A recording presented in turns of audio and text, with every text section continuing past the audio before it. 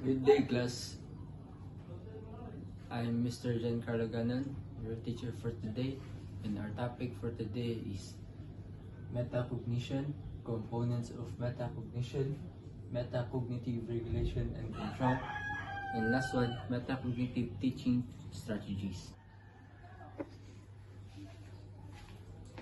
Okay, let's go. What is metacognition? Metacognition, knowledge concerning one's cognitive process and products of anything related to them, the learning related relevant properties of information and data, Fable 1976. So, ang cognitive ko no, kay it's about thinking and about your thinking. And it's when you're aware to how you learn or solve the problems and use that awareness to do better. Okay, let's go to components of metacognition. Metacognitive knowledge. What individuals know about their cognition or cognition in general. So, this is what you know about yourself as a learner and about learning strategies.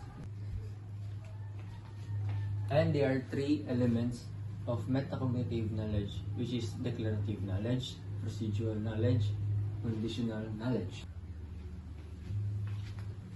Declarative knowledge, knowing what you know. For example, you know that you are good at reading story but struggling with math problems.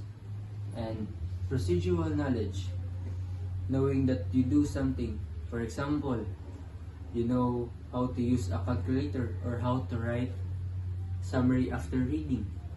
Conditional knowledge, knowing when and why to use a strategy. For example, you know that making a list helps when studying for a test with a lot of facts, but drawing a diagram helps for understanding science processes. And now, let's go to metacognitive regulation and control. Pertains to their ability to keep track of, assess their knowledge or learning. For example, this is how you manage your learning before, during, and after a task. There are three processes of regulation and control, which is planning, monitoring, and evaluating. Planning, thinking about what you need to do before you start. For example, before writing an essay, you decide the topic and make an outline. Monitoring, checking your progress while working. For example, while reading, you stop to ask, do I understand this? Or should I reread this part? Evaluating, thinking about how well you did finishing a task. Awesome!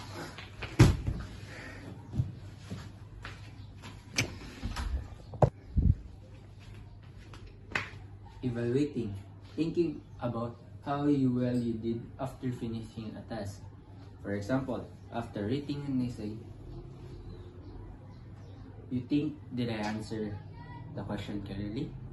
Or next time, I need to organize my ideas better.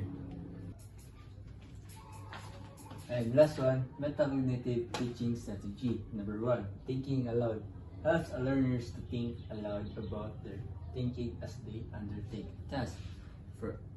For example, a math teacher say out loud, I need to solve this equation. First, I'll get rid of the brackets, then I'll move the numbers to one side.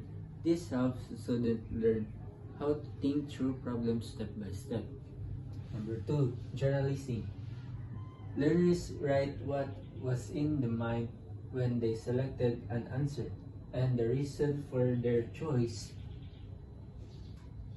And example, after science lesson, student write in a learning journal. Today, I learned about the water cycle. I found consideration a little confusing. I want to ask about it tomorrow. So, number 3, error analysis.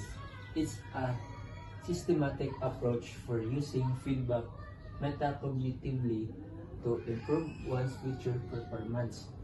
For example, a student gets a math problem wrong.